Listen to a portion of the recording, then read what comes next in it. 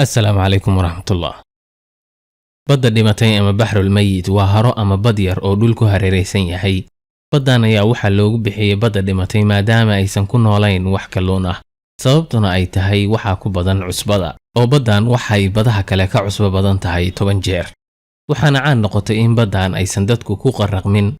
marka maanta waxaan soo qaadan sababta keentay in baddan ay fududahay in lagu dabaasho oo ay adag tahay in dadku ku qarraqmaan. sheeko yar oo caan noqotay oo arrintan xiriir la leh ayaan soo qaadan.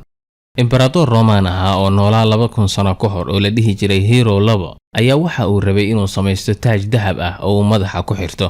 dahab ayuu marka u dhiibay dahab tume si uu taaj qurux badan ugu sameeyo. taajkii ayuu u soo sameeyay boqorkii, laakiin uu ka shakiyay in dahabkii uu rabay in taajka loo bedelo qayb ka mid ah la khiyaanay oo macdan kale lagu daray dahabka. haddaba dadkii hore sidee ayay ku ogaan jireen in dahabka macdan kale oo raqiis ah lagu daray iyo in kale? si boqorkaani u ogaado in la khiyaamay iyo in kale ayaa waxa uu u yeeray saynisyahan iyo xisaabyaqaan caan ahaa oo la oran jiray Archimedes. waxana uu u soo bandhigay inuu soo kala cadeeyo in dahabkii uu dhiibay kulligiis taaj loo bedelay ama in qaybtiis la khiyaanay. haddaba Archimedes ayaa waxa la sheegay isagoo arrintaas ka fakaraya ayaa waxa uu dhex galay biyo uu rabay inuu ku qubaysto. markaas ayaa waxa uu arkay in biyuhu kor u soo kaceen. arrintan ayaa waxay keentay inuu xalliyo dahabka in boqorka laga khiyaanay iyo in kale. qaab xisaab u baahan ayuu ku xalliyay. waxa kaloo lagu xallin karaa sidaan ka fudud. inta la soo qaato dahab ay isku miisaan yihiin dahabkii taajka loo bedelay, ayaa markaas waxaa la dhex gelinayaa weel biyo ka buuxaan. biyaha daata ayaa meel la dhigayaa. waxaa haddana la soo qaadanayaa taajka oo weel biyo ka buuxaan la dhex gelinayaa. marka biyaha ka daata ayaa waxaa la barbar dhigayaa biyihii dahabku daadiyay. haddii ay isla eg yihiin waxba lama khiyaamin. haddii ay kala duwanaadaanna macdan kale ayaa lagu daray dahabka. haddaba arrintan ayaa waxay xiriir la leedahay sababta ay waxyaalaha qaar biyaha ugu degaan ama ay u dul sabeeyaan. maxaa keenay in mismaarka yarka uu dego halka markab aad u weyn uu badda korkeeda si caadi ah u dul sabeeyo? horta shay walba haddii uu biyo ku dhex jiro, biyuhu awood ayay iskaga soo riixaan. waa waxa keenay in shay kasta oo biyaha la dhex geliyo uu miisaankiisu naaquso. haddii ay istiraahdo shay biyaha ku dhex jira qaad culayskiisu waa ka yaryahay markii uu bannaanka yaalay. awooddaas ay biyuhu iskaga celiyaan waxyaalaha la dul saaro ayaa keenta in walxaha qaarkood ay dul sabeeyaan. haddaba waxa keenay in walxaha qaarkood ay biyaha dul sabeeyaan iyo in kale ayaa sidan loo kala garan karaa. horey ayaan u soo sheegay in haddii tusaale ahaan weel biyo ku jiraan aad gacanta ama wax kale gelisid in biyahaasi kor u soo kacaan. marka shaygaas biyaha la dhex geliyay, biyaha qayb ka mid ah ayuu meeshaas ka xoogay.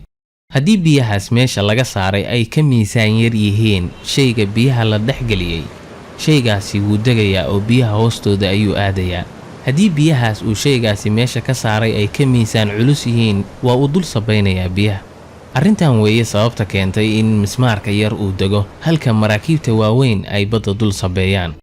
sababtoo ah maraakiibta iyo doonyuhu biyaha ay iska leexiyaan ayaa ka culus miisaankooda, halka mismaarkuna biyaha uu meesha ka saaro uu ka culays yar yahay, sidaas darteedna biyaha hoostooda ayuu aadayaa.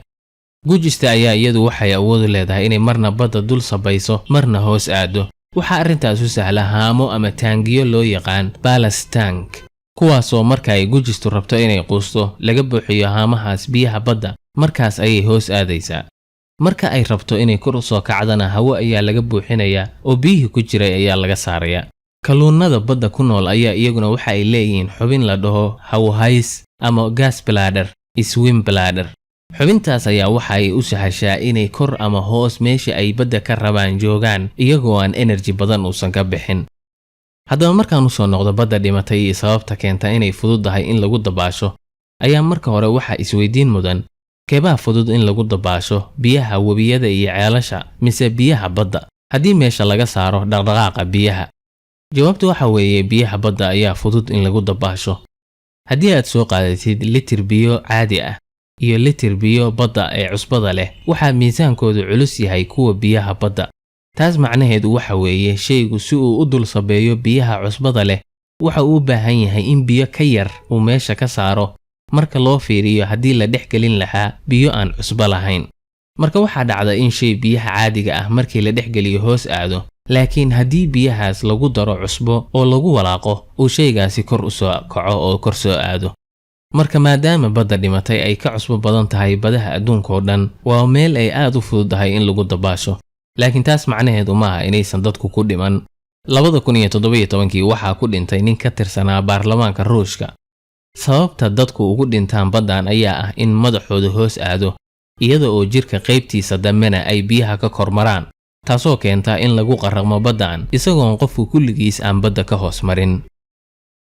intaas ayaan noogu jooga barnaamijkii maanta. intii aan mar dambe kulmi doono, nabadgelyo. wassalaamu calaykum.